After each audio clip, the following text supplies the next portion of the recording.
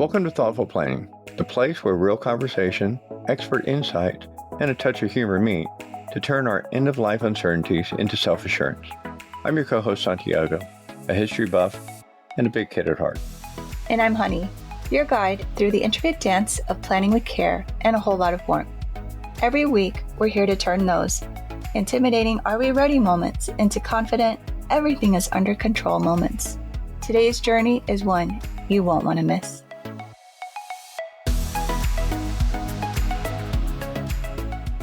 Hi, welcome to Thoughtful Planning. I'm Honey, and usually we have Santiago with us, but he is helping our son today.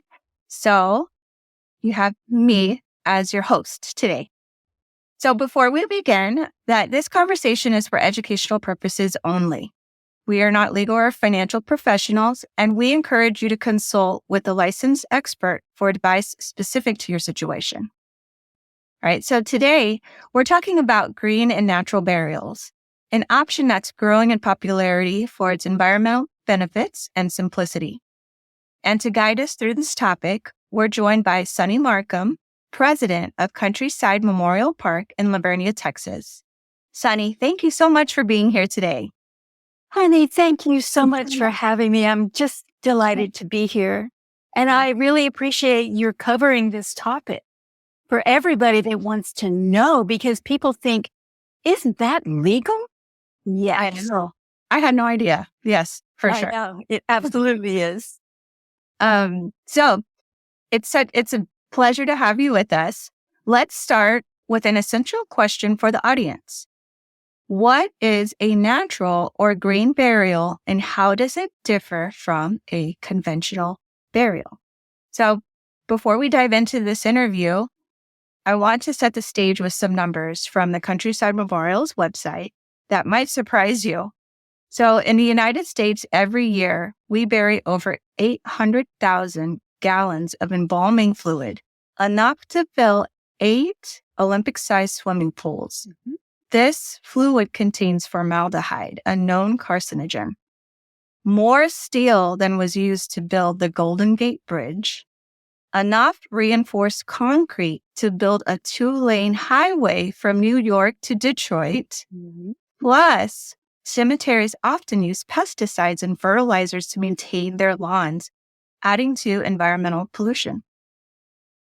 And while many people choose a cremation for cost reasons, it's actually not as eco-friendly as you might think. Each cremation uses the energy equivalent of driving 4,800 miles. That's like a road trip from California to Maine. In the United States alone, the energy used for cremation in 1 year could take you to the moon and back 85 times. Wow. Not to mention, cremation releases mercury into the air, which eventually settles into our ground. So, what's the alternative? That's where green and natural burials come in. They eliminate embalming chemicals, avoid concrete vaults, and use biodegradable materials that allow the body to return to the earth naturally, giving back to the land rather than polluting it. So, Sunny, that was a lot of amazing information on your website. I couldn't believe all of that when I read it. So, can you explain what green and natural burials are? And then, are there any differences between the two? Yes, and yes. Yeah, you covered some pretty serious stuff. And it almost seems mythical that we have that much embalming fluid that goes right into the earth that does nothing but hurt the environment. Because when you bury someone in a hardwood casket and that person has been embalmed and that person and the casket have been encased in a concrete vault, what you have is a toxic soup. The person dissolves, but all of that toxicity is right there in this cauldron, a concrete cauldron of the vault that the cemetery wants, because they want their graves to all be beautiful lawns, At a natural burial cemetery, I've got some gophers. I got gophers. I'm not going to poison them. I've got wild grass. I'm not going to poison it, because a person goes into the ground and they return to earth, and that's their final resting place. And their bodies actually decompose and feed the trees. And the trees grow and the butterflies fly and the wildflowers bloom. We're in winter right now, kind of still. And when the wildflowers come out, man, you are wading in wildflowers with bees and I've got a lot of ducks that are hanging out at the cemetery right now. Wow. So yeah, natural burial is all about returning to earth as your final resting place, because we came from the earth, right? And we need to return to the earth. And of course, our spirits go where they go, but our bodies, they got to go somewhere. When a death occurs in a hospital, everybody's like, they're trying to keep the person alive. Like grandma, everybody's praying she's gonna make it. She's gonna make it. And, they call the families and everybody's praying. The churches are praying and grandma dies. And nobody's thinking about, okay, what do we do when grandma dies? Most people are just thinking, because we're not in our culture, a death positive culture. We are like a death negative culture. So when you got a body and the hospital staff looks at the family and says, well, she's gone. And then the family does their grieving and right there. And then suddenly the hospital staff looks at the family and they say, well, what would you like us to do now? The family hadn't even thought of it. So the first thing they do is they call any funeral home. I mean, they just start calling funeral homes because they haven't thought of it yet. So this is really important that we're doing right now, because we are informing people of something they've never even considered before. So Your question was, what's a natural burial or what's a green burial? Right. Green burial is a term that we've all heard the term greenwashing, right? And greenwashing isn't really green. It sounds green. Oh yeah, we're going to bury them, but we're going to put them in a concrete vault just because that's what the cemetery wants. And when all the other people there at the cemetery, they've all got they're all embalmed and they're all in these hardwood caskets, and so greenwashing is not really green. And a lot of conventional funeral homes and conventional cemeteries, they do the greenwashing because they really want to please their clients, because green burial is now a buzzword. They don't want to lose those clients. Now, I would never disparage funeral homes. I mean, they're amazing, that the human beings that serve others at the time of death, at the time of need, and those people are highly trained. But they want to give the families what the families are asking for. The families might say, do you want a natural burial? The families might say, we heard about natural burial or green burial. Can y'all do them? And they will have that on their general price list. It's called a GPL. They might have green burial on there. And then when it comes right down to it, they don't really know how to do green burial. But if they do accept, and if the family says, yeah, we're going to go with y'all because that's on your GPL, then I can work with any funeral home and I can guide them through it. And because they're professionals, but it's a different ballgame for when we do a natural burial or a natural green burial.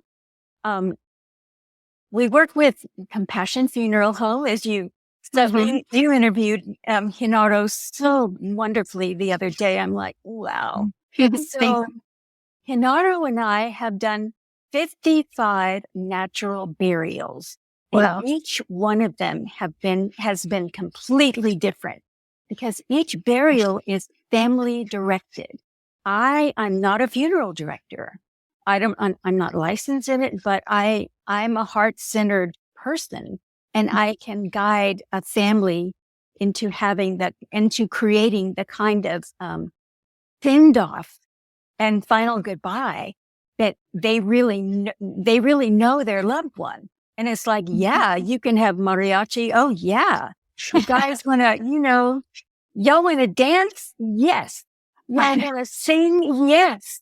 And a lot of funerals at our cemetery, they're very floral centric, but it's not flowers that somebody calls up and orders to be sent to the burial site. It's like the families bring the flowers and they decorate and they adorn. They decorate the grave before the person is laid, or they adorn after the person has been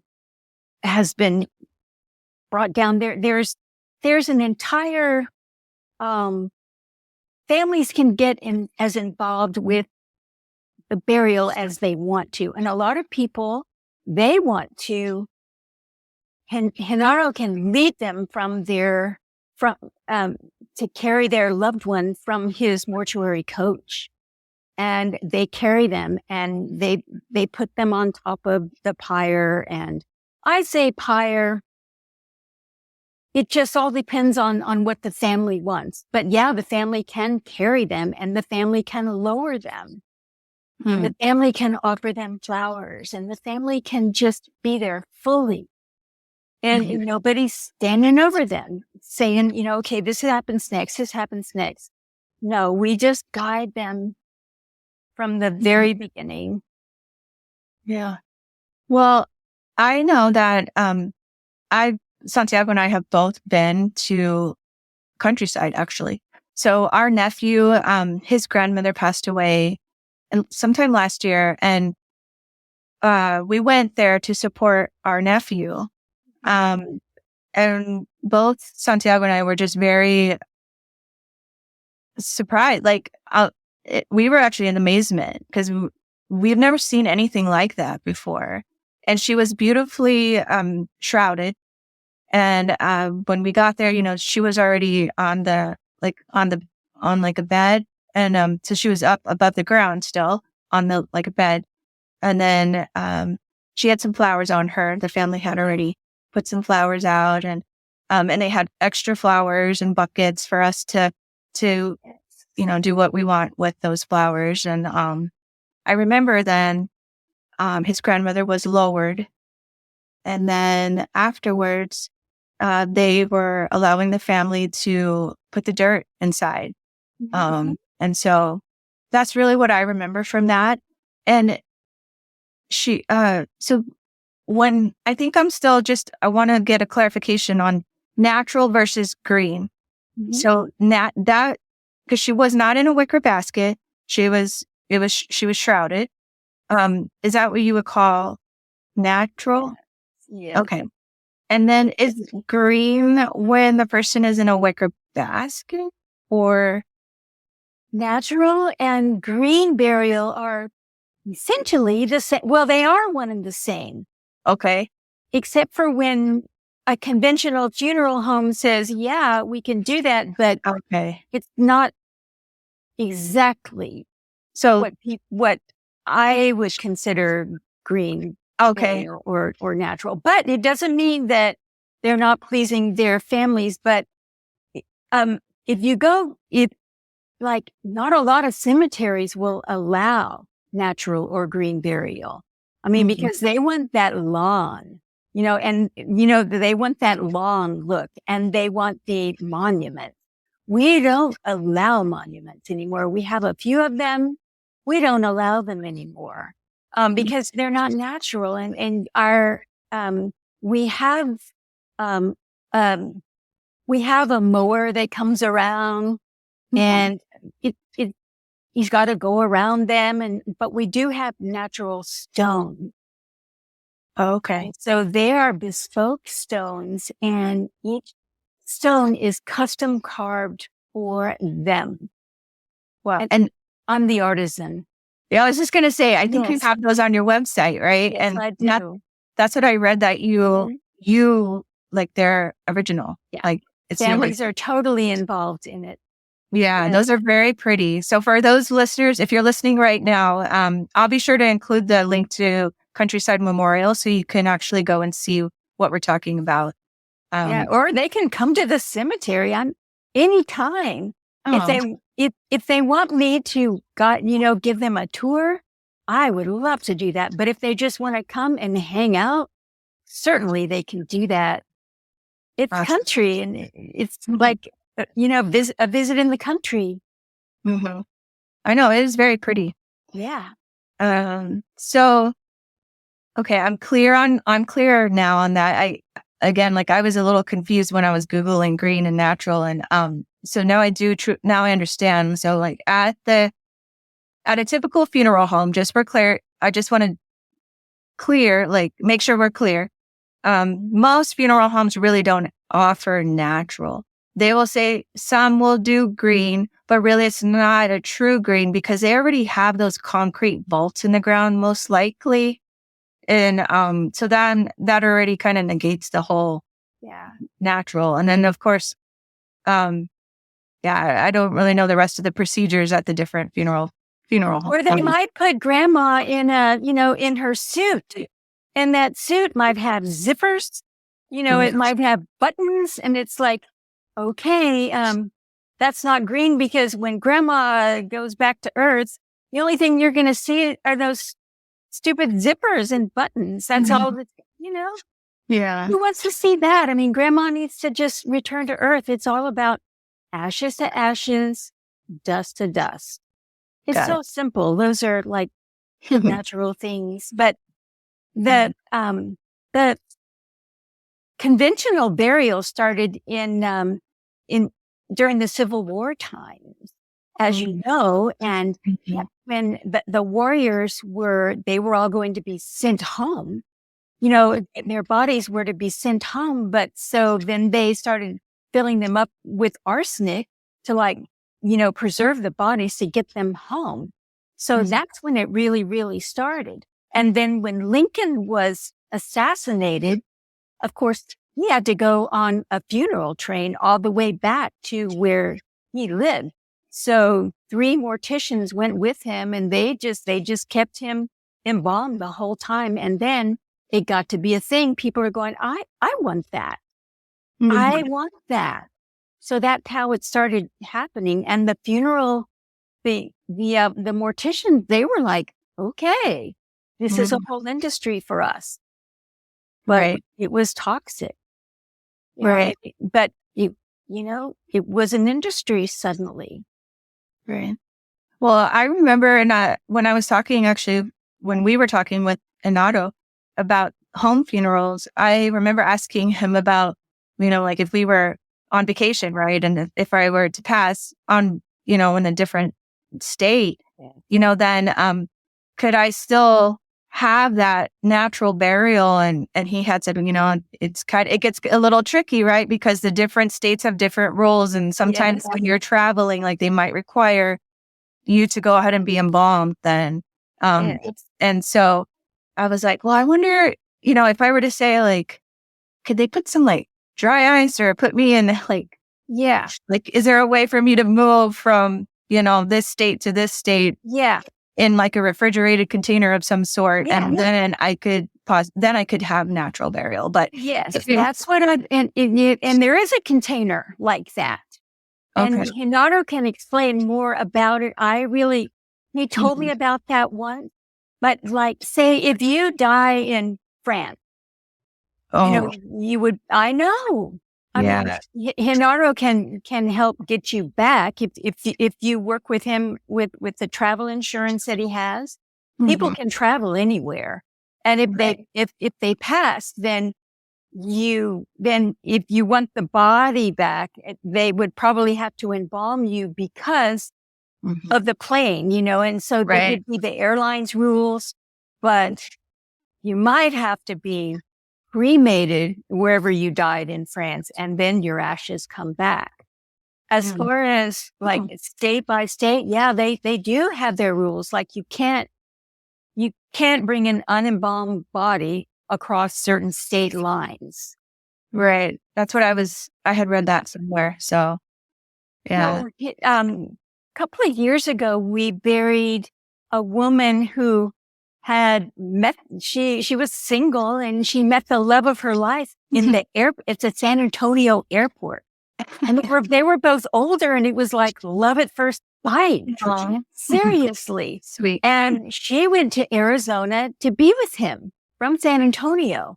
So, and when she got to Arizona, they had a really sweet life together. And then she got cancer and she died. But she wanted to be buried in at our place, a natural burial. She knew where she wanted to be. And so Genaro brought her back. I don't remember exactly how he brought her back, but he brought her back. They had a beautiful burial. And the stones that I chose for her, because I have two stones. I've got the stone on top is carved and there's a pedestal stone. So I had one stone from Texas that was native in Texas and the other one from Arizona. Oh, that's very thoughtful. Yeah.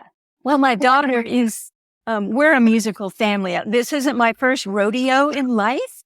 I mean, this is like, one of the things that I've done most of my life is professional music as a singer. And I had a major recording studio in San Antonio and I raised my daughter in that studio. And her name is Christabel. And she travels all over the world as a singer. Oh, so yeah, we've got music in our family and we've got unicorns, as you see. Oh, yeah, I see that. So, yeah, for the listeners. Cooking with all of that good stuff. For the listeners, yeah, she's got a unicorn in the background. So when we have our video up on YouTube, you should be able to tune in and check out the background. It's really pretty.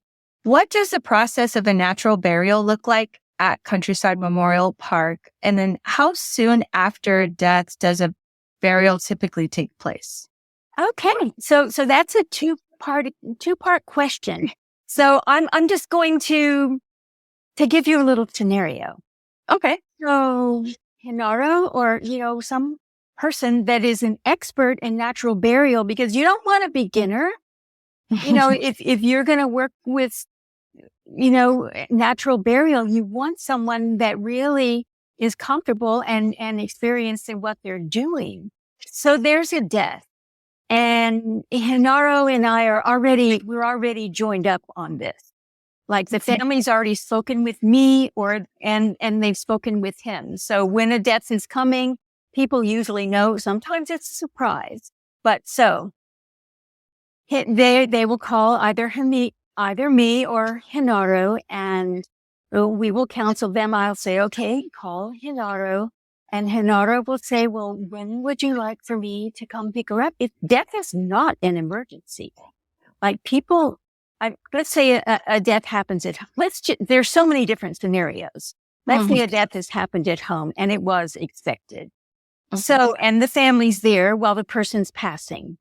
So Genaro would say, would you like for me to wait a few hours so you can be with your loved one and say goodbye so that you can just, stroke their hair and, just touch their face and put your hand on their chest and tell them how much you love them and how precious they are to you. And so Genaro gives them that option, and he'll actually paint that picture for them that they can actually do that. Because, as I said, death is not an emergency. In our culture, if you have a death, someone says, oh my God, we've got to call the funeral home right away. No. Our work is for a death, it's called the good death.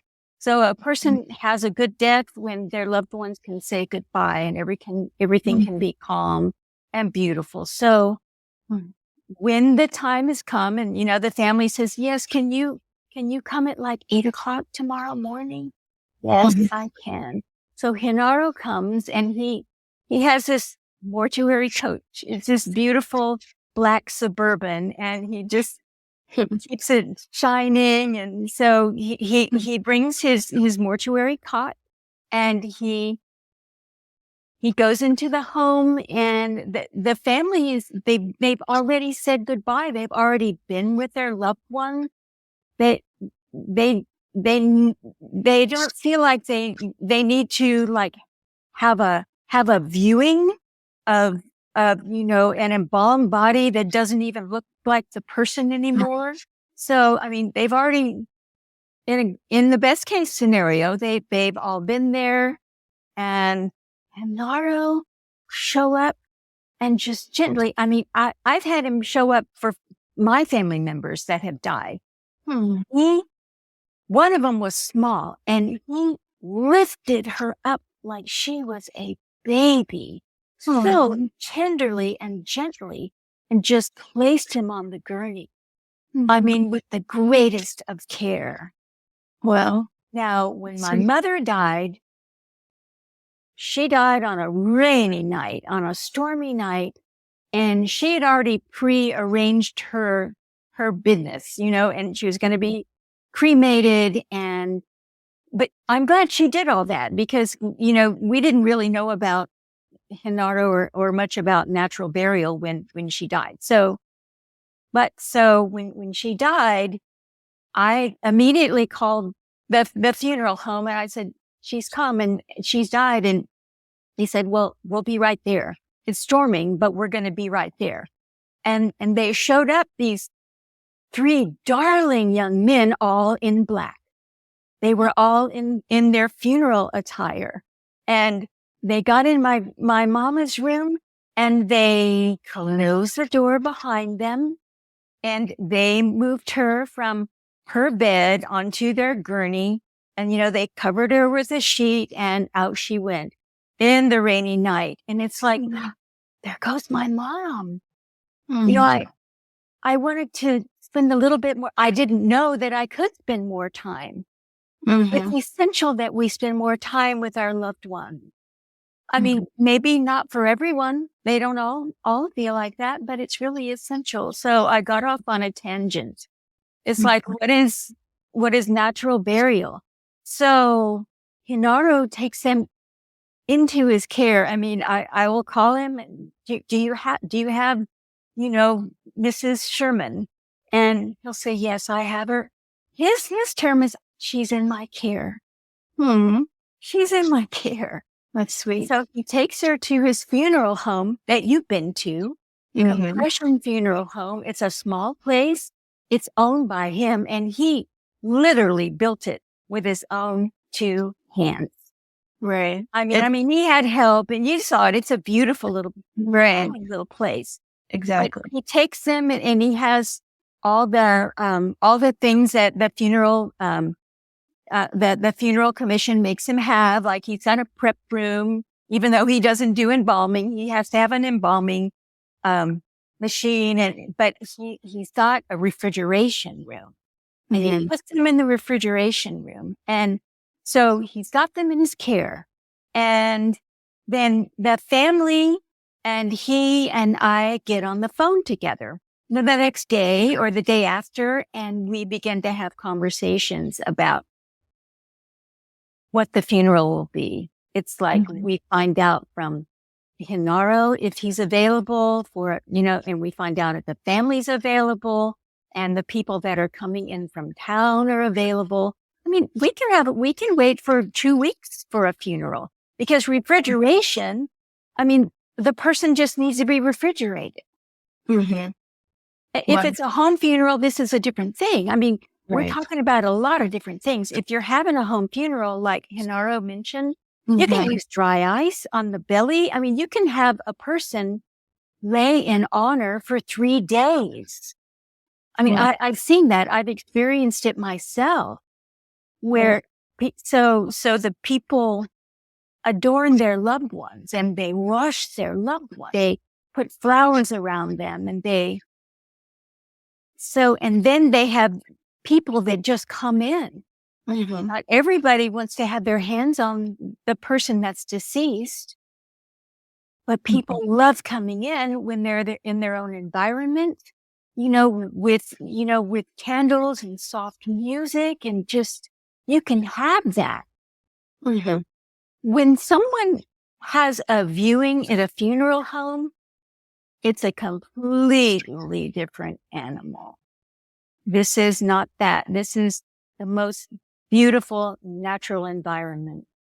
So the person can be refrigerated for up to 2 weeks because people have to fly in for funerals, and people don't know exactly when someone's going to die.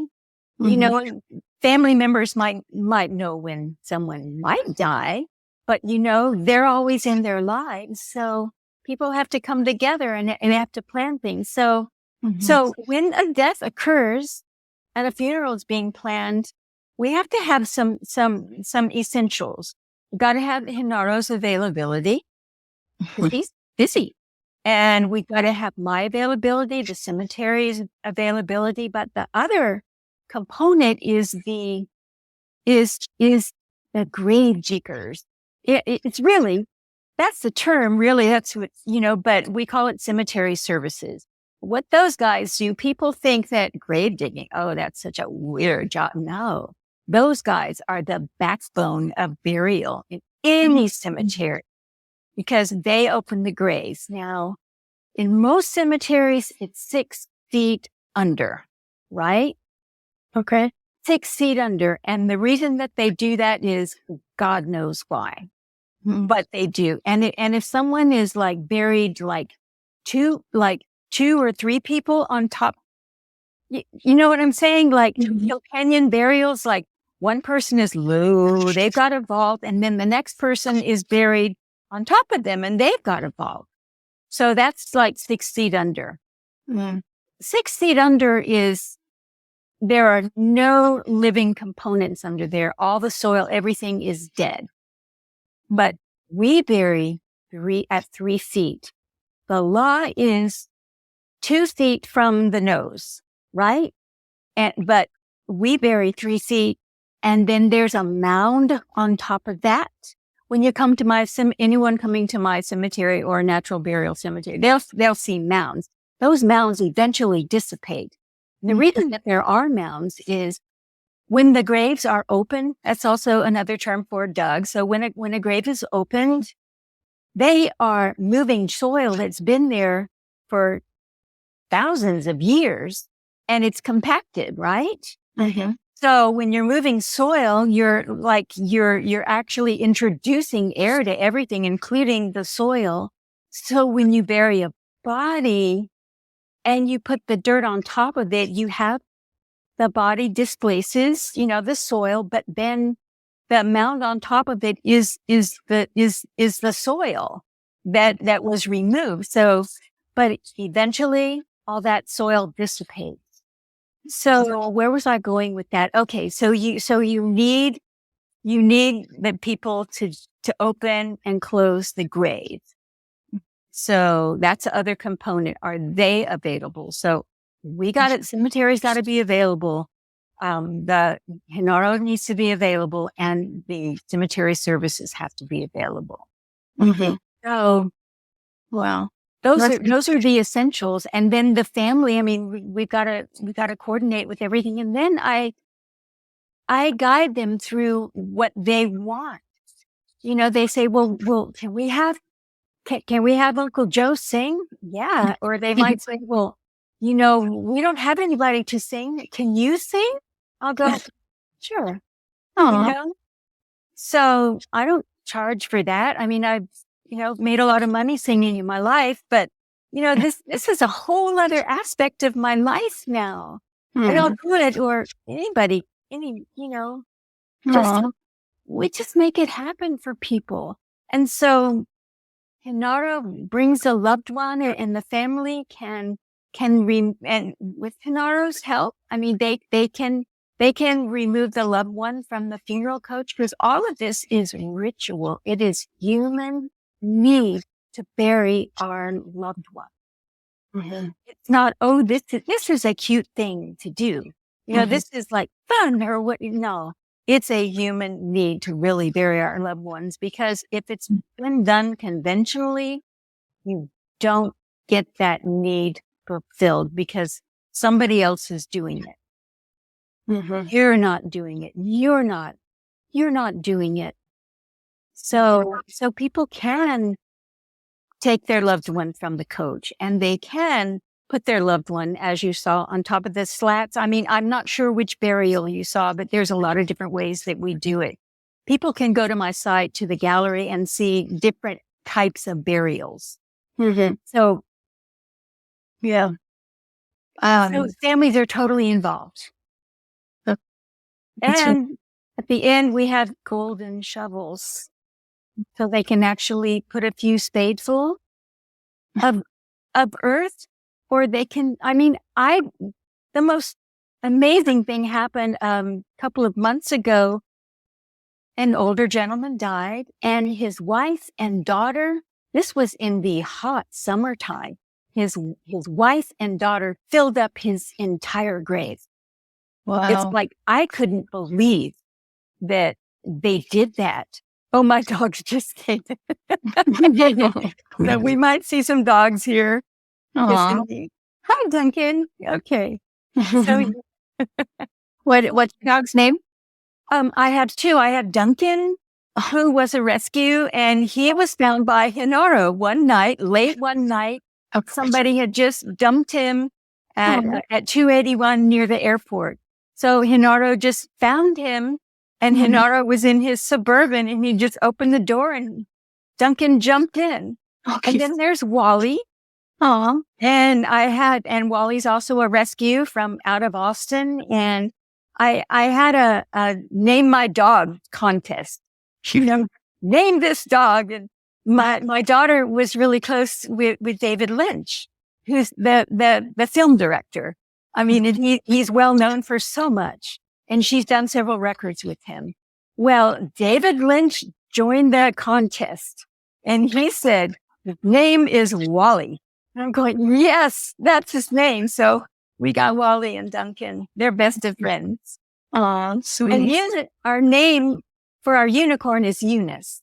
Oh, Eunice. That was my mother's name. Aw. Yeah. Cute. Oh, And we have two miniature horses. And they're therapy ponies.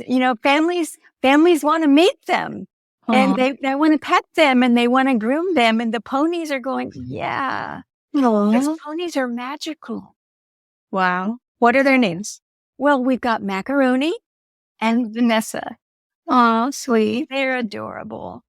So families are allowed to, you have those there at Countryside? Yes. Oh, that's sweet. Yeah, if they want to, I'll halter them up and bring them out.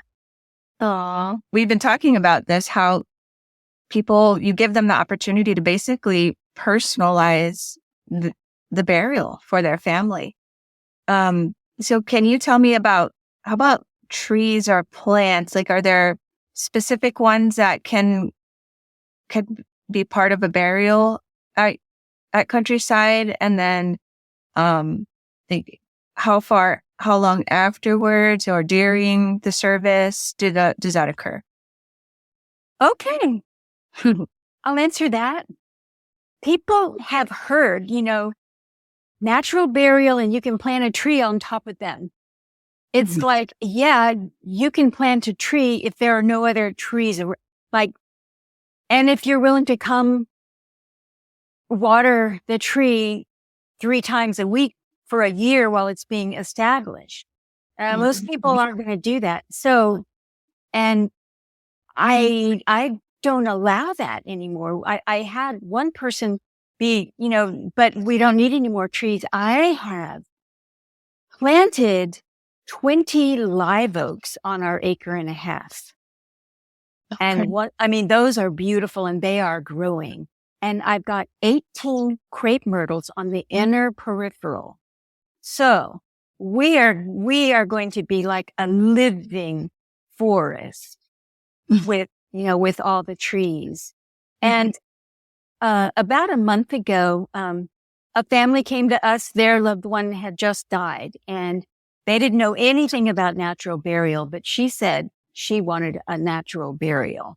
So, but she wanted a tree planted on her. And Hinara and I met them. We were counseling both of them. And we told the family, no, you can't plant a tree here. And here's why. Because are you going to come every, 3 times a month or 3 times a week to water or however long it needed? Because trees die. I mean, there's a lot of heat going on out here. Right. And because they really wanted to keep to keep what they thought she wanted, they left. And it's like, I don't know where they buried her. Oh. Mm-hmm. I don't know where they buried her, but it couldn't have happened with us. Right. And that makes sense. Like Trees. Yeah. Yeah, I didn't think about like that, you have to have water, right? To care for the plant. Trees need a lot of care, and there's a thing called perpetual care in most conventional cemeteries. And what they do, is they charge the families a fee, to keep for cemetery upkeep, like fertilizing, mowing, all of that to have a lawn cemetery. We are not a lawn cemetery. We are a non-perpetual care cemetery. So we've got 1.5 acres and we keep it mowed, and we are going to have crazy wildflowers coming up right now. And there are already just in years past, you just wade through the wildflowers in the spring. Hinaro and we planted 7.5 pounds of more wildflower seed. Wow. So, this just December. So, Okay. and we watered them a lot. We're going to see, but we already have plenty of wildflowers. It's just like, how beautiful can we make this? Right. Now, we have 1.5 acres. We have the capacity for 813 burials. At least that's what, we're all gridded out, by gridded, I say maps. We've got a big map. We've got sections, rows, and plots. So every burial and every pre-purchase plot has a number plot, it all has a location. We have currently, probably about 87 burials, something like that. Not all of them were done with Hinaro. Some were done previous to him. With Hinaro, we got like 55 natural burials. Hinaro's with us for good. Yeah, he's going to be with us forever. But so 87 burials, and then I've got 100 pre-purchase plots. That means that people come and they buy their plot. And they get to go out and pick out where they want to be buried, where they want their final resting place. And they start looking around. They're going, we don't know where to go. I'm going, look, just walk around and go into a meditation, be quiet. And when you stand on your spot, you will know it. That ground will speak with you. And you just, I'll be watching you, and when you give me the come on over, I'll bring my map over and I'll say, yes, that one's available. I can tell by looking at my map. People just always know where they want to be. And they also, when they're arranging a burial for a loved one, they say, we don't know where to put her. I say, just walk around. And they do. And because that person's going to be there longer than they'd ever been alive in this body, so, we're deep proponents of, we believe in like vibration. We believe in, that the spirit of things. So yeah, and the same with the stones. When people come to my stone yard that's full of uncarved stones that I've collected, I pair them up, and I get stones that I think some people, who's going to want this stone? It's weird. It's pointed out this way. And every stone finds its own home. And people go, I want that stone. I'm going, that's amazing, because I thought nobody was ever going to pick it. But Wow. it turns out that that's their stone. Wow. And then they say, well, can you put an airplane on it? Sure. How cute. Or, whatever they want. Oh, Right now, I'm a graphic artist, but I know one of the most talented street artists in San Antonio, probably in Texas. And this guy's awesome. wow. So he will help me design, or I'll just hand it over. I'm saying, look, his name is Roland Alvarez. Look, Roland, would you just design this for me? And design this for the family. And so I act as an art director, and I just tell him, hey, this is what they want. And he'll just create this amazing thing, all hand lettering and hand drawn, and artists. There's nothing like art. I can work with Photoshop, and I can work with font, that you can download, and I'm really good at it, because I just am. But living art, man, that's everything. Mm-hmm. There's a difference. I know it, and it's not clip art. I can do it, but having a street artist at my fingertips, it's like, yeah. Wow. There Well, I go. I'm gonna have to meet him. That sounds cool. Yeah, he's having an art show pretty soon. You can see his art all over town. Okay. Optek Art is his real, or his company, OPTEK ART, Optek Art. Okay. That sounds cool. Yeah, I'll look him up. Yeah. Cool. What are some of the most common or actually special requests? I didn't do it particularly, but I set it up. A family wanted a dove release. Oh, And so I found a provider for that. And, 3 beautiful white doves. wow. Of course, they're not really doves. They're rock pigeons, but who cares? They're doves, right? They're like white doves.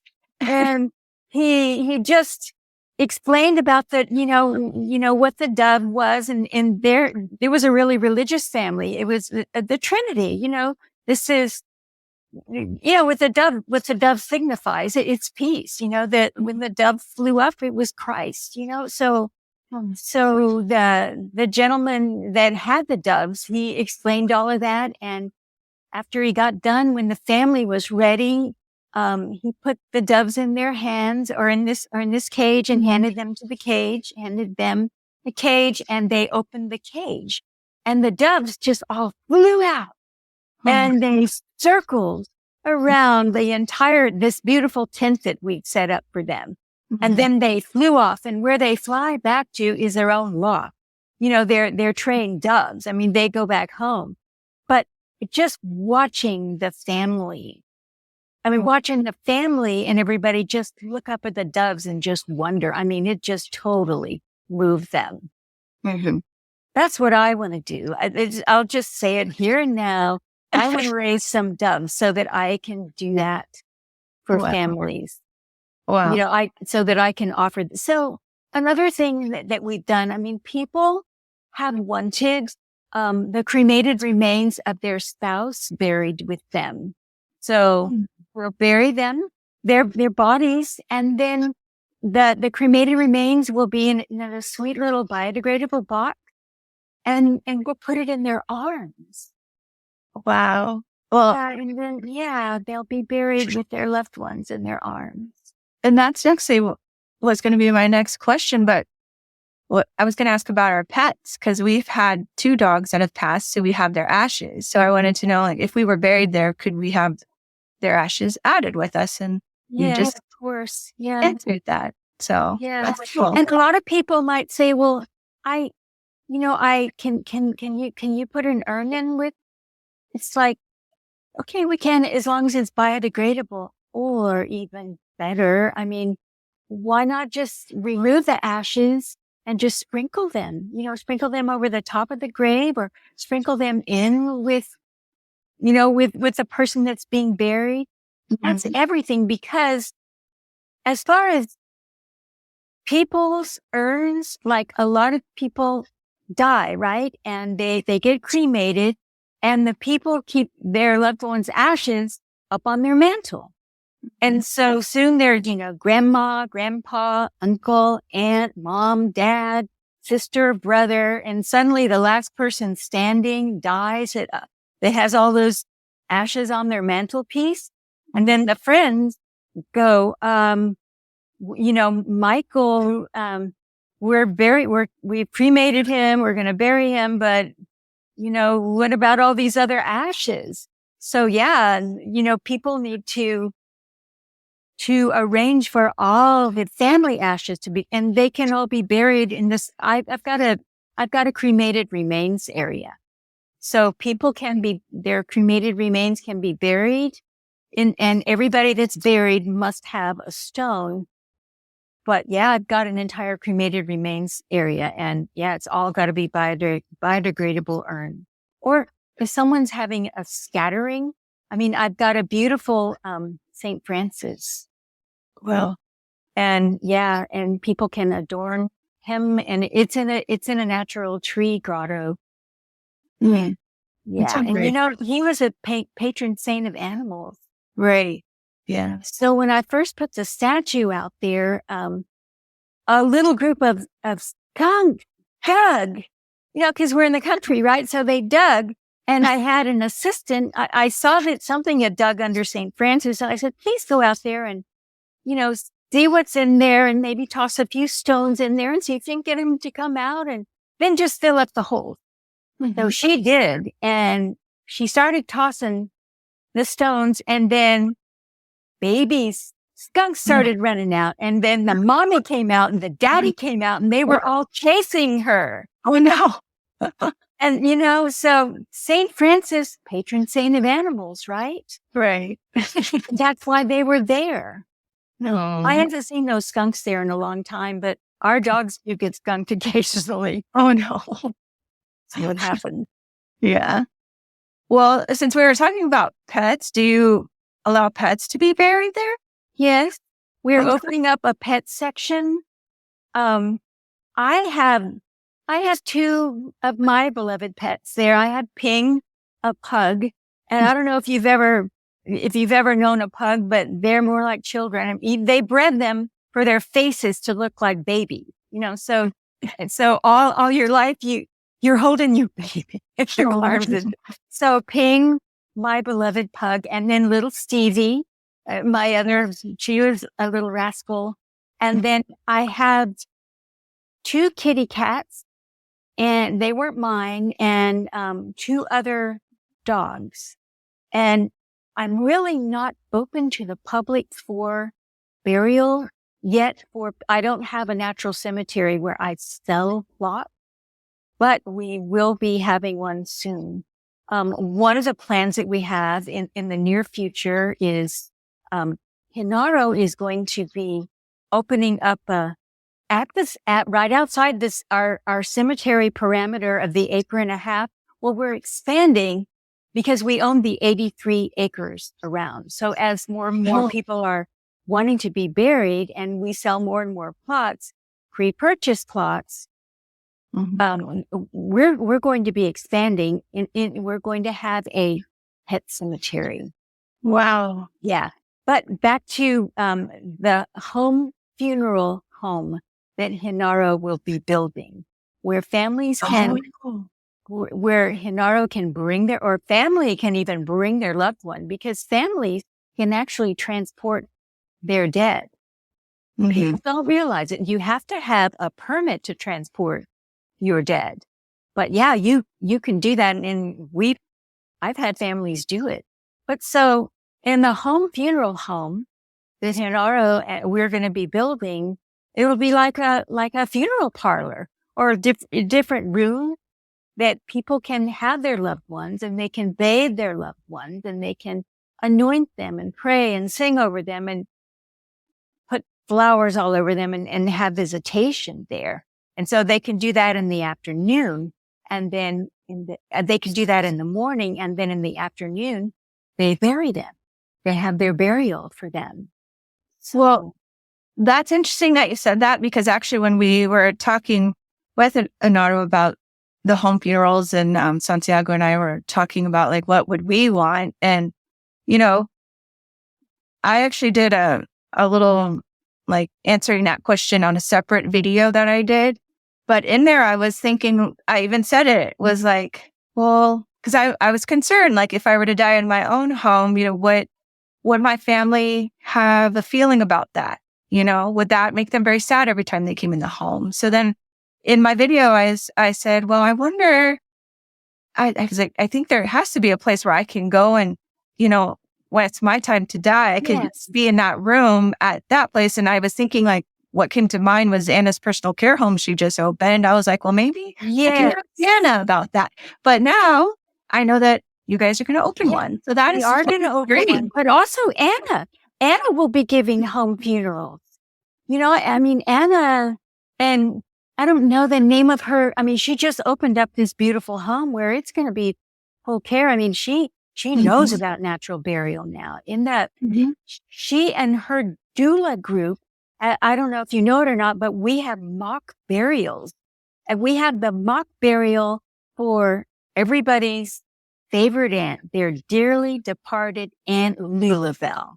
And we have an entire burial service for Aunt Lulabelle. And the doulas, they get a taste of what a natural burial is like. Henaro teaches them how to move the body from his coach onto the area where she's going to be buried. And we just, all this time that the doulas are involved in it, we are teaching them about natural burial. So more and more doulas who help people at the end of life, they help people and they help their families just prepare for death.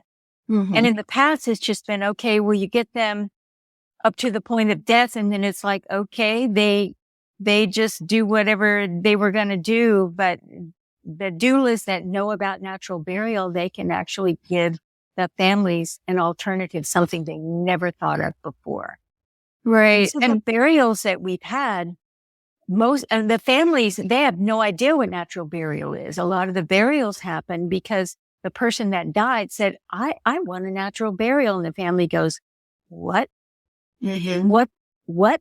Natural burial? Yeah. One of the really cool things was that the matriarch was from Colombia, and she was 105 when she died. Wow. And she had said she wanted a natural burial, and the family's going, we have no idea what you're talking about. But what happened was they had her natural burial, and they all lowered her, and they had their priest there, and they had the most beautiful service. And that matriarch, she taught her entire family about natural burial. And they're all like, we all want this now. Right.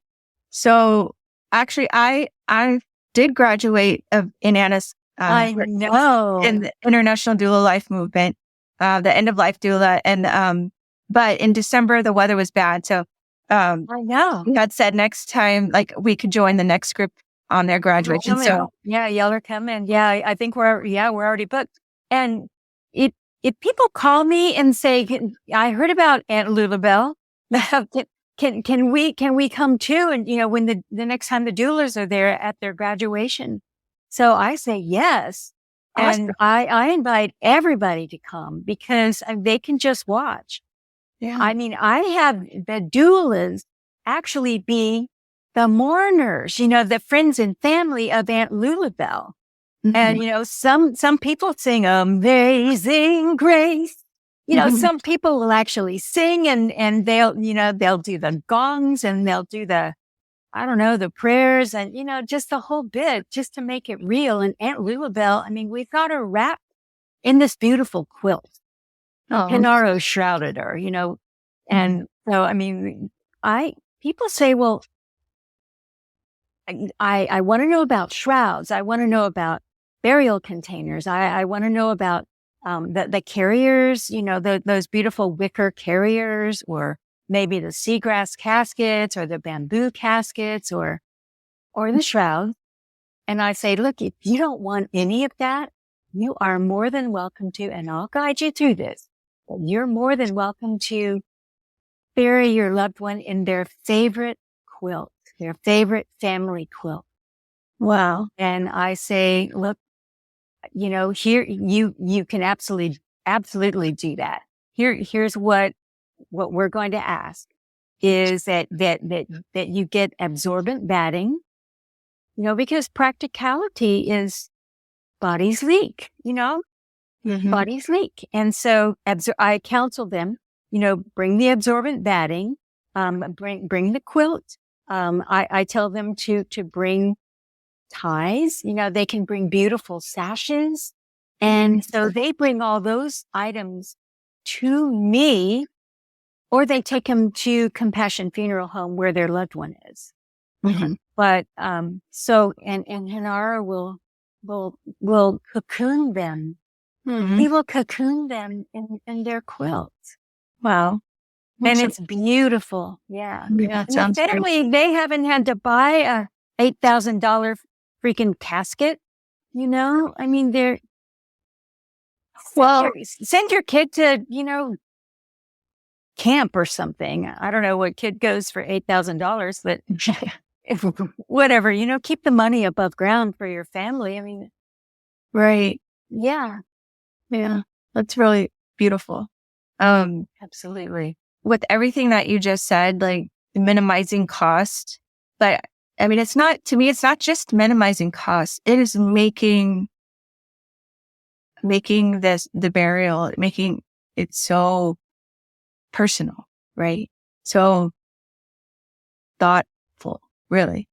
And nowadays, like I've seen this a lot where, people are having plate sales or they're starting a GoFundMe page because they need to raise a lot of money. And, I hope by us sharing and everything that you're sharing and what other people that we've interviewed have shared with us, like the home funeral, like these are things that I never knew existed. So I'm so honored to have you share your experience with us. And now I hope others can realize that Yeah. they can really make it personal and not have to spend all the money. Like I always thought, like it's probably, when we went to the funeral at Countryside was the first time we ever knew that there was something different out there. I always thought it was always, the casket had to be embalmed, had to be in these clothes. Like I always thought that until recently. And so I hope other people are now aware and just now they can do their own research and become Yeah. adjusted, like acclimated to the idea of something different, of something more personal and also environmentally friendly as well. So The plate sales are really interesting because people, I mean, the funeral, do you want to know what we charge and for burial or for Sure. plot and that sort of thing? Mhm. Because, okay, I've just had to upgrade our prices, unfortunately, because they were so low for so long. But the good news is they're still low. But the plots, the cemetery is different than like what Hinaro does. Hinaro, he does the funeral home part of it, and I do the burial part of it. So those are two separate things. Like I don't own any of his business, nor does he own mine. So we're two different things. So when someone comes to buy a plot, they can pre-purchase a plot way in advance. And they can, already they have the plot. And if they say purchase a single plot or a companion plot or whatever, and someone dies in there, and I put that plot in the person's name that they say, and then someone else in the family dies that they don't have a plot for, and suddenly they've got to, come. I would say, okay, if you want to, we can just transfer that plot over into that other person's name. Mm-hmm. Well, You see what I'm saying? So there's no plate sale. right. As far as I'm concerned, does that make sense? Right. Like if they've already purchased the plot, like years before they have a sudden death and someone else in their family dies, it's like, oh, you can just give her your plot, and then pre-purchase the next plot, Right. or does that make sense? Now with Hinaro, what anybody would want to do if they're in their right mind is like prearrange their funeral with him, because they have a long time to pay it off. And no matter what, it's covered. Mm-hmm. I mean, for what Hinaro's part of it would be. Right. And then for you, do you offer payment plans then, or is it you have to? No, Okay. I do not. I Okay. don't. Because I'm a one-person show. I mean, my daughter, she's traveling all over the world singing, Mhm. but I'm the mama that's holding down the fort, and so What is? I can't do all that bookkeeping, Yeah, you're right. Yeah. That's If people say, well, I can't afford something right now. Mhm. Can I make payments? I'll say, look, here's what I recommend. Mhm. You open up a separate bank account and you just put $50 a month into that bank account. Just make it a little savings, call it my funeral plot bank account. And pretty soon they've got enough. Mhm. They've got enough. They buy their plot. So I've got my prices here if you want me to like give you an inkling what they are. Yeah. But- What is the estimate for like a single, but also for the companion or whatever's most people get? Right. Well, we have different options. We have burial. I'm just going to go down this menu. It's kind of like a menu that you might. I'll shake it like they do on YouTube. Okay, because we're on YouTube now. It is like a menu. It's like, a la carte. What do I want? Okay, so my first one is burial plots. Child 0 to 12 years, $450. A single plot is $16.25. And a single by a tree, where if you want to be buried by a tree, you go right back to the earth and you are feeding that tree with your body's nutrients. Mhm. And once you are fully dissolved, that tree's roots are going to cradle you.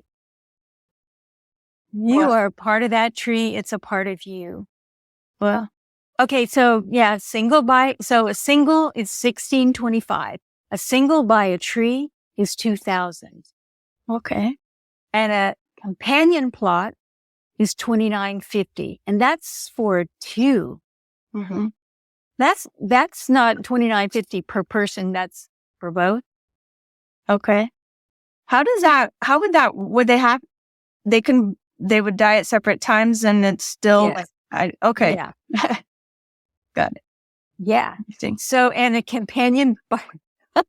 I love that because people say, well, how is that? It's like, yeah, because you're really hearing this for the first time, and if you have that question, other people are having that question. Right. People say, well, I'm sorry to ask this question, but what if I'm going, you know what? You are not the only person on this whole freaking planet that has that question. I had that question before I had the answer. And the only reason I had the answer is I kind of made it up. It's all logistics. So yeah, side by side, they're, companion. So companion is $29.50, and a companion by a tree is $33.25. So urn burial, and everybody that's buried must have they must have a stone. And so urn burials, in the urn section, it's $5.25, and they're actually buried. There's no mausoleum, there's no niche, there's nothing. You go right back to the earth in your biodegradable urn, or sprinkle. And then they have to have a stone. And if someone wants, if they want a burial plot for 2 urns, then they would buy a full-size plot, like for a full-size burial plot, and they could put 1 urn this year, and then the next urn in 25 years, the next person that dies and it gets to be in an urn in their family, they put them in the second, in the same plot, but the second area. It's 2 urns in 1 plot. Interesting. Okay. Yeah. Yeah. So the price for that it's the same price as a full size plot. It's $16.25. So you bury 2 urns. So, and everybody has to have their own stone. The scattering, which I talked about before at St. Francis, people can have a beautiful ceremony. And it's $350. Oh, wow. And they can have, mariachis, they can have poets, they can have anything, they can have their priests, they can have anything they want. They can have a picnic. We have families that they bring a picnic every Sunday and have it around their mama's grave, just like they went to their mama's house every day of their lives while their mama was alive. And then their mama died, and they just continue the celebration with their mama every Sunday at her graveside. That's sweet. Yeah. Wow. So what else do we have? Okay. So the natural stone markers, and they're all mandatory, and they start at $539. And the families are totally involved with it. That's what you were talking about that you designed. Yes. Okay. Yes. Gotcha. Or, if they want this marvelous street artist, I'll make sure that I'll be the creative director on it.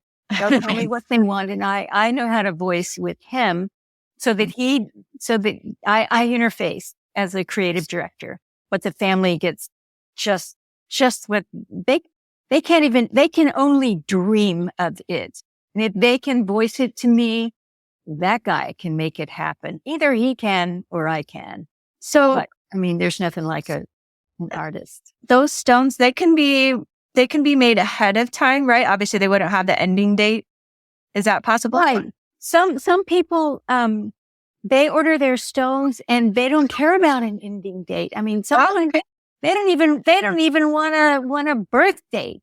Oh, I have one that's a doctor, and he's not going to die for a long time. But he designed his own stone, and I manifested it he drew it. I manifested it for him, and he just has his name and his saying and birth or death date, and he's written his eulogy, and I carved his stone, and he lives in McAllen. He's a well-known doctor in McAllen, and they came up and got his stone and they put it in their garden. Oh, wow. My golly. Yeah. Now, the thing is, with having me do people's stones, it's like, the people that are already gone. I try to do their stones first. I have a lot of stones to do. I have a lot of stones to carve. And it's like, oh my God. And I may not be around to carve all these stones. Oh, no. Who knows? I just keep taking orders, It's like, okay, if you pre-purchase a plot, or if you have an immediate need, then you need to buy a stone. because the hardest thing to do is to have to chase down a family who's buried someone and never bought a stone. And I learned that I have to have a commitment to buy a stone, and I've got to have one sold to each family because we can't have unmarked graves. And it's really hard to track a family down. If they don't have money for a stone, it's like, no, it's in your contract. You must have a stone. Because, I mean, people have to pay rent or, they buried their loved one that cost more than they realized. But okay, so let me get through this. Okay, so the next thing is the cemetery services, and that's the opening and closing of the grave. Now, people can have it any way they want to. They can have a tent, they can have 12 chairs come with the tent, or they can have like 40 chairs, or they can have they can have whatever they want. The cemetery service company, they can really supply all of that. If someone wants to bring their own tent and their own chairs, that's fine too. The thing that people cannot do is they can't dig their own graves. Oh, okay. Now, I allow people to open for the cremated remains plot, or if they bought a full size plot and they're just opening for an urn, I'll allow them to. And I do the square for them, and I tell them exactly where to dig, and it's quite the ritual for them. I mean, it is part of their ritual, and they have I have golden shovels for them. And that is everything. And we say, filling up someone's grave is like, that's the last thing that you can ever do for them. That they can never feel like they have to repay. We always in our nature, we go, well, she brought me a present. I got to give her one, right? That's kind of a precedence but yeah. Interesting. Digging a grave, or filling a grave, that's the last thing. And I've seen families that have been like arguing and despaired because people have never heard about natural burial. So someone says, oh, well, she wanted a natural burial. Someone else says, oh, what the hell is that? No, we can't have that in our family. I mean, people get pretty crazy about it. Or no, she wanted cremation. I mean, and if people don't tell families what they want in writing, in their own handwriting, there might be argument. Right. Like, the advanced planning that you learned about, the advanced directives in your doula training. People need to actually say what they want. Yes. Witnesses or write it down. Exactly. Otherwise, there could, someone's idea of natural burial may not be someone else's idea of cremation. I know that doesn't really make sense, but I think you're following me. So yeah, so to basically open and close the grave, it's $650. Okay. That's to have the excavator come out, and those guys stay, and they stay during the burial. And if they need to help a family lower, or if we have a lowering device that they use, then they make it beautiful and part of the ceremony. It's not like, just uncranking them and then they go down and then it's like, okay, bye. It's like, no, I mean, it's a ceremony. And then the families, they come with their flowers that they've been holding against their hearts, and they just drop them into the graves. And then they start filling it up with their golden shovel. And children get really involved in the burials. And we have children. I tell the families, look, you are welcome to have bubbles. Bring bubbles for the children, because that's everything. And the children, they might get nervous or they don't know what to do in a burial, and but with bubbles, the children are inhaling. Right. They're exhaling bubbles. And so they're calm. The children are being calmed and they're being happy. And then they're just releasing all these bubbles that are just magical. and they're just like releasing them during the funeral. Mm-hmm. It's lovely. And the children, I have little bitty shovels, golden shovels for them. And they just fill in the graves. Everybody takes their turn. Wow. And if someone is older or infirm, or what we do and what Hinaro does is he fills up the shovel, with the soil, and hands it full to the grandma or whatever, and she just empties it, and then she hands it back to Hinaro, and he fills it up for the next elderly person. And so, I mean, everybody gets to do it, and we watch everyone. Oh, that's really beautiful. It's incredible. Wow. Such an honor to help people in this way. I never thought that I would be doing this, but this land was purchased by my daughter's daddy in 1965. Uh-huh. And Wow. he was much older than I was. Okay. And when I married him, I was 23. He was like 39. And that was a big disparity in age back then. Mm-hmm. And he would bring me out to the farm, that, all these acres that he bought. And he said, honey, one day we're going to live here. And I was from San Antonio, big town, right? San Antonio. And I'd look around and I'd say, oh, hell no, honey. I'm never going to live here. Hell, I live here. I love it. So my daughter inherited the property after he died in 2009. And we didn't really take it over as a cemetery. I mean, it was already an historic cemetery because there are 3 old graves on the cemetery, and they were, they went into, the historic cemetery registry of the Texas. And shortly after that, he incorporated an acre and a half around it. So my daughter and I kind of took over with her in 2017. We had some burials before that, but I didn't really move here until I started building in 2018. I built a duplex on the property. I don't live on the cemetery. I live on Cemetery Lane, which is, I'm the guardian of the property. Everybody drives past me on our lane to get to the cemetery. There are other families that live on the lane, but so yeah, I live right on the cemetery now, right on Cemetery Lane, and people pass me on the way. It's on a ranch. The cemetery is on a ranch. And a lot of people say, well, when I die, I want to be buried on my uncle's back 40. I want to be on the back 40 by God. And it's like, okay, that's fine. Here's the thing.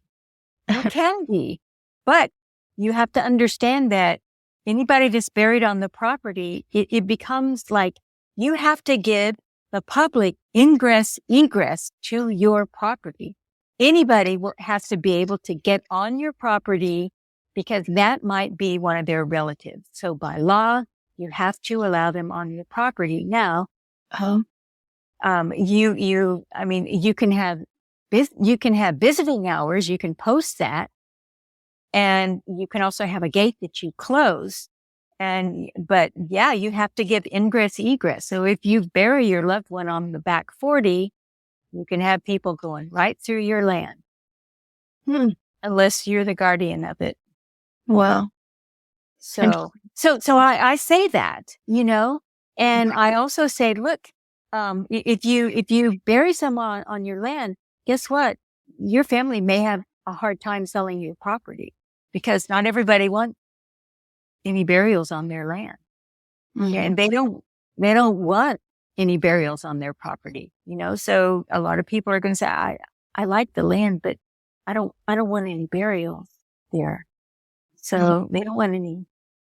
So it encumbers a sale. So, and it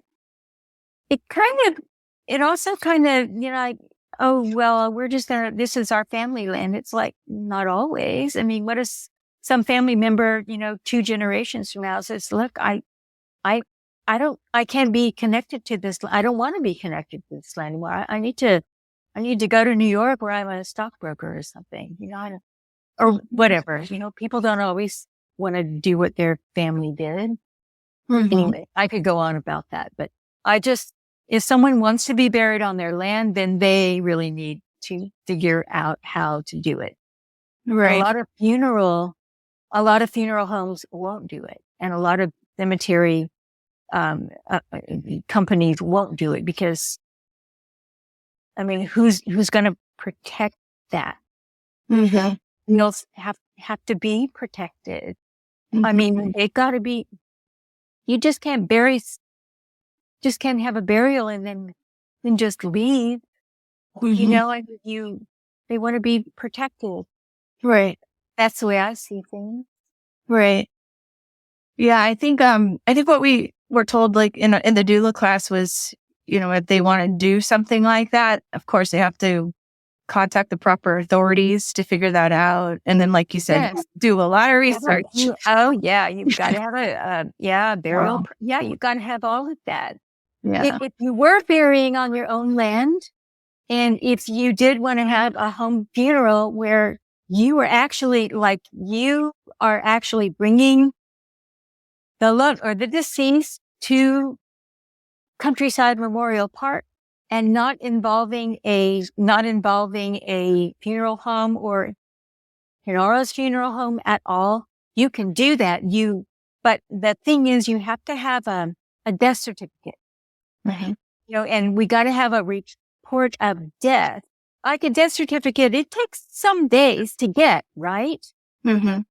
But a burial pretty much needs to happen right away, or in a reasonable time. And so if you're refrigerating the loved one, right? If you're keeping them at home during a home funeral, but you can't file the death certificate. And you can't do the report of death because all that is a legal thing that a funeral home does or a funeral director does. So that's what you would need to hire like Hinaro to do. Mm. But yeah, you can do the whole kit and caboodle yourself. And I would totally agree with that because I've done it before. Mm. But a death certificate has to be filed by someone that knows how to do it. It used to be that you could file it yourself at the vital statistics, but you can't do that anymore. It has to be done electronically. And yeah, it's got to be signed off and all of that. And a report of death has to be produced before I can do an internment. So I was curious, it's like it's kind of a two-part question, I guess, but I know I've heard you say bits and pieces as we've talked about things that are maybe not allowed, right? At a natural burial. So if you can tell me if there's, I don't know, any other things that might not be allowed, but in addition to that, what I was going to say is, like, for example, my husband had cancer, and so he went through chemo and radiation. So when someone goes through that and has those chemicals in their body when they were at one point in time, does that matter? Like, can they still have a natural burial? Of course. Okay. Yeah. Cool. Are there any other things that are not allowed? Well, people might say, well, my Uncle Joe had a titanium hip. Can we? Oh. Yes, because that was part of him, Mm-hmm. and he'll go back to Earth, but that hip's going to be there, maybe it'll get dug up in 1,000 years. And it's like, oh, that's Uncle Joe. Who knows, but yeah, titanium is, all of that is allowed. Yeah. Okay. Now, when someone is cremated, as you probably know, they got it. If someone has a pacemaker, number one, this is really cute, not cute, but it's anyway, people don't think about this. But when someone has a pacemaker and they die, guess what keeps on ticking? Pacemaker. Yeah. So, that's got to be turned off. And usually that's done by the medical staff. I don't know. I've never been there at the time. But when that pacemaker gets to the funeral home and then they're going to cremate, which Hinaro helps people with cremation as well. But they remove that pacemaker. because if they put the pacemaker into the retort, it can explode. Oh, wow. And who wants that? No, that's Who wants that? terrible. Yes. Yeah, I mean, yeah. Do you know? I feel like I've read this somewhere. I'm not sure. But for a pacemaker, then could it be maybe donated to maybe like Yeah. vet center? So Yes. go to pets, like I don't know. like a veterinary center. I don't Yeah, know. you've heard about that. Okay. Yeah, you've heard about that. And that's something for Hinaro to know. I mean, or for you to ask him. Okay. Yeah, those pacemakers, I mean, who knows? Maybe they could be given. I don't know. Okay. I don't know. That's cool. But I know, like when my stepmother died, she had hearing aids on her body. She died unattended, and unattended death is different. There's all different kinds of deaths, right? Okay. So, but she died unattended with her hearing aid in. And so they were removed as a part of her belongings, right? And so and Hinaro took care of her, and I gave him the hearing aid, and he disinfected them, and he gave them to some organization that actually, distributes them to the people that need them. Okay. And they're never going to know that hearing aid was from, a dead, but it's really cool because if someone donates their eyes or their organ, I mean, that's really cool. Mhm. And yes, if someone has had an autopsy or if someone has had donations, yes, absolutely. They can have a natural burial. And we have that all the time. Cool. Yeah. I mean, Hinaro, he knows how to work with all of that. That's cool. So another thing about my husband is he's a veteran, so he's retired from the Army. And have you had maybe a veteran, like a military honors done at Countryside before? Yeah. Oh yeah. Bum, ba-dum, bum, ba-dum. Yeah. The trumpets. Yes. We've had bagpipes. Okay. Anything that people want, they can have. Right. Full honors. Yeah. Because a lot of people say, well, I was in the Army all my life and Air Force or whatever. By golly, I don't belong to them. I don't have to be buried in their funeral. I mean, it's in their cemetery. A lot of people, that's what they want. Some people don't want that. Yeah. So they don't have to get it. A lot of people are buried in the military cemeteries because that's what they've always known they were going to be buried there, and that they never. So that's fine too, but some people don't want that. Mm-hmm. I know that's, that's what we always wanted to be at Fort Sam, but until we found out about the natural burial, and then I called Fort Sam and I was like, "Do you offer natural burials?" And the person who answered was like, I think I might have said green burial, and he goes, "Can you hold on, please? I really don't know what you're talking about." And so then he came back. He's like, "No, we don't do that here. We don't do that. Like it's disgusting, People. And so, but Santiago and I actually we talked with someone at Fort Sam on their burial site. Not on the burial site, but we were at. I don't remember. We were at some kind of meetup where there was a bunch of people. It was like a retirement thing. And he was telling me that it was actually in talks that they were going to be doing natural burials with some of the national cemeteries. So, wow. and maybe I have it wrong. Maybe he said green. So I know. Yeah. Now that I realize what the difference is, why you're confused. Yeah. Yeah. So maybe that is why. Now that I understand the difference, I tell you what. I mean, they might have a whole. But here's the thing: they couldn't do a full natural burial because they're always going to have that vault on the top, because they're not going to have, everything looking like a perfect lawn and the perfect tombstones. And then suddenly you've got, you've got a mound and you've got like a natural stone and you've got, and you've got a vault where, the green fertilized grass grows. So it will never be a natural burial unless they open up natural burial cemeteries, which I hope they do. Yeah, that would be awesome if they did. So if anyone is listening connected with national cemeteries, please consider natural burials for our military families who would like that. Yeah. That would be awesome.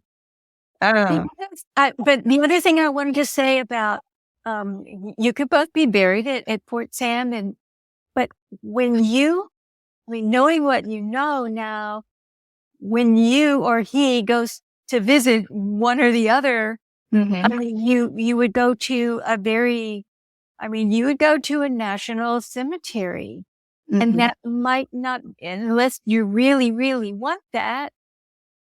You might want to see birds. You might want to see wildflowers. You might want to be planted where all of that exists.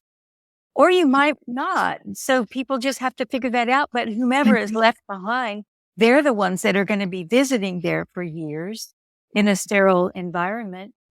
But that might be fine. So, Sunny, is there anything else that you would like to share and that you feel it's important for the listeners to know? Well, yes. What I would say is I have got a brand new brochure, and I'll shake it like this. Well, it's all backwards, and it has here like all the different ways, or many of the different ways that people can be buried, and it gives a little bit about our story. But the really cool thing that I'm really proud about is it's a mailer. Awesome. So I'm kind of backwards. Yeah, everybody's looking backwards anyway. So if anybody wants me to mail them one, I would love to do that. All they need to do is go to my website and get my phone number and text me their address. Or email me. You can find it on the website.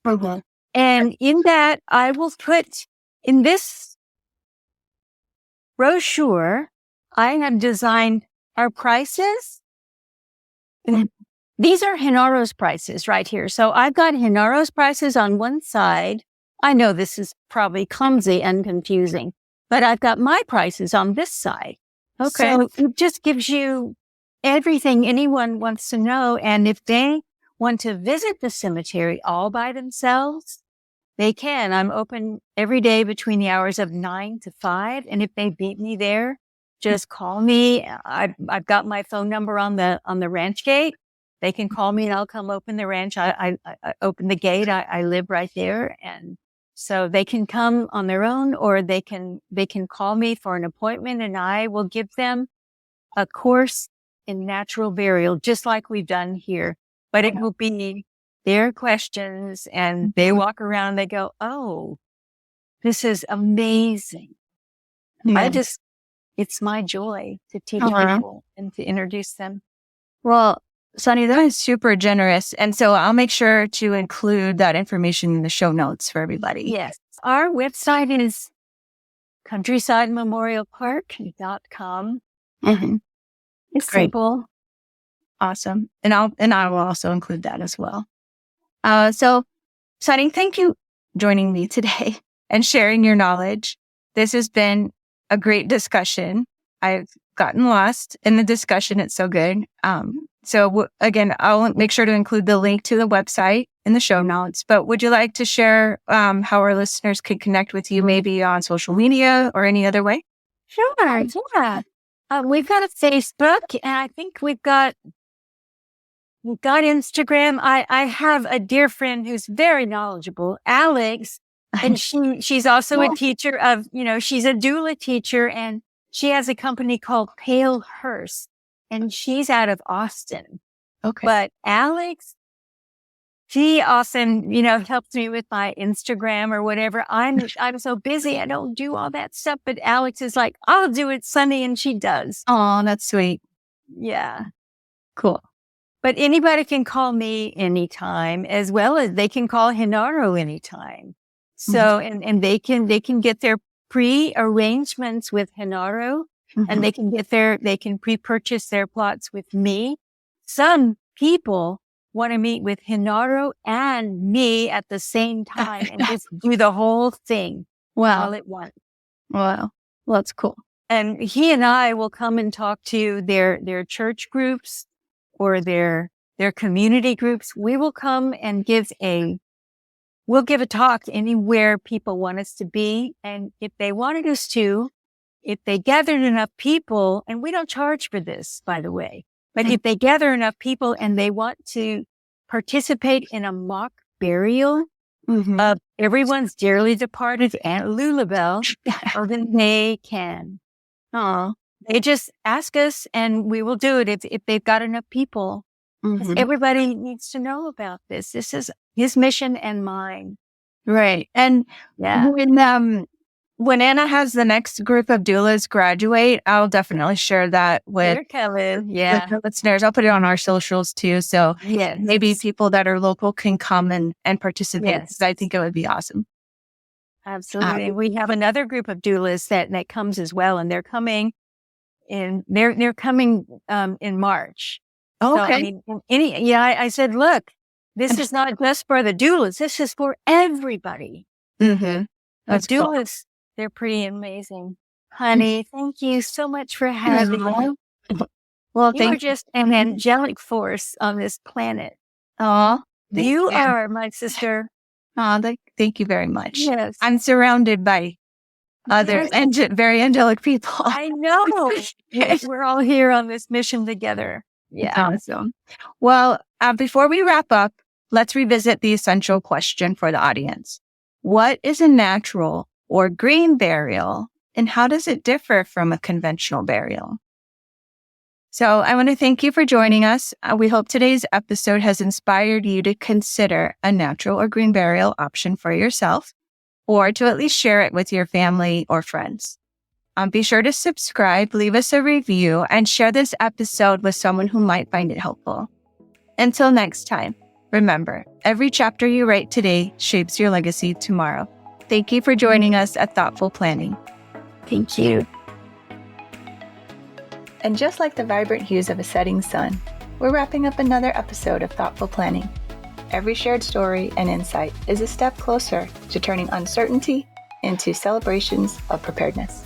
Absolutely. And to our listeners, remember that every surprise that comes our way is an opportunity to grow, adapt, and learn. Stay tuned for more stories, expert insight, and of course, a touch of wit in our next episode. We're not just co-hosts, we're fellow travelers on this journey. For more information on additional resources, which will help you take the next step in planning, look for the link in the show notes for our membership. Join us next time for another episode of Thoughtful Planning. Until then, keep living, laughing, and loving every moment.